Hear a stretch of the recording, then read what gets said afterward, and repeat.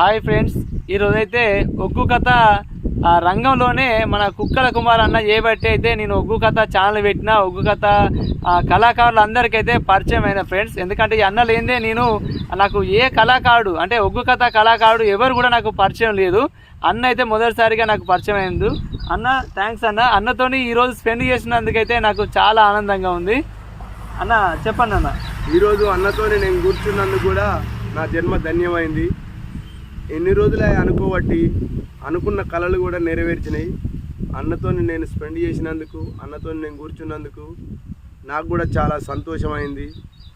నా ఊళ్ళైనా, వేరే ఊళ్ళైనా, వేరే మండలాలైనా, వేరే జిల్లాలైనా నాకు మాత్రం అన్నతోని నాకు కొన్ని పరిచయాలు కూడా పెరిగినాయి.